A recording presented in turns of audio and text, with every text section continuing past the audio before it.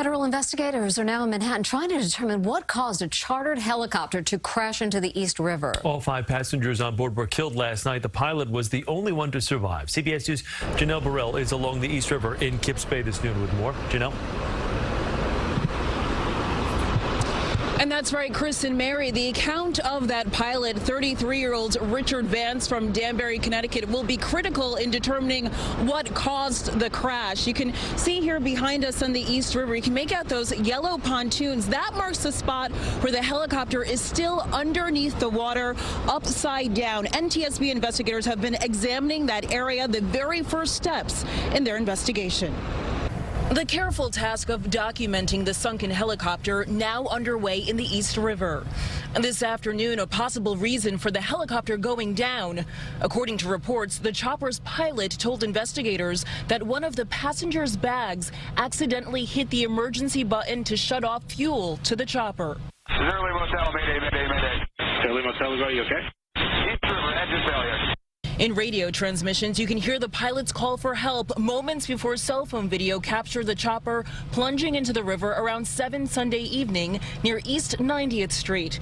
After impact, you can see its rotors continuing to spin until it went completely under. It kind of looked like it was supposed to be landing almost, so I wasn't really sure.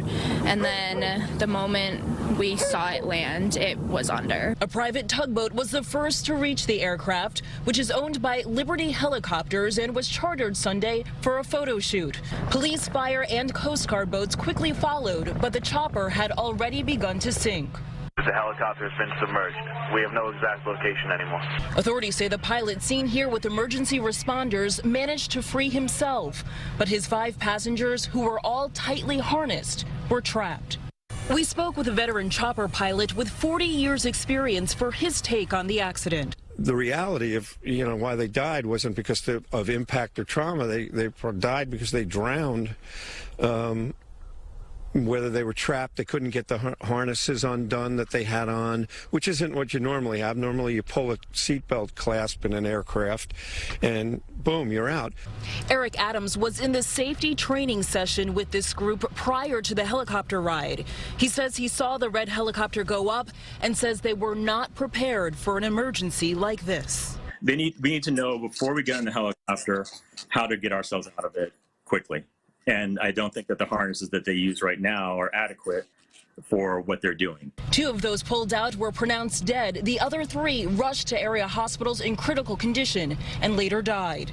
Fire Commissioner Nigro says even with the quick emergency response, the water conditions made it difficult for divers to reach the victims. They worked very quickly, as fast as they could. That's 50 feet of water there. There was a 4-mile-an-hour current, and the temperature is below 40. So everyone worked very hard. Now, back in 2009, the same helicopter company had a crash over the Hudson River after colliding with a small airplane. In that case, investigators say the helicopter was flying too high. Now, according to the FAA, there are no previous reported incidents with this aircraft or with its pilots. So far, one of the 5 victims has been identified as 36-year-old Brian McDaniel. He was a firefighter from Dallas. We've also learned that the other victims include a 34-year-old man from New York, a 29-year-old man from New York, a 26-year-old man from Dallas, as well as a 29-year-old woman from Argentina. We are expecting an update from NTSB officials here on the scene later this afternoon. For now, that's the latest live from Kips Bay. Janelle Burrell, CBS 2 News.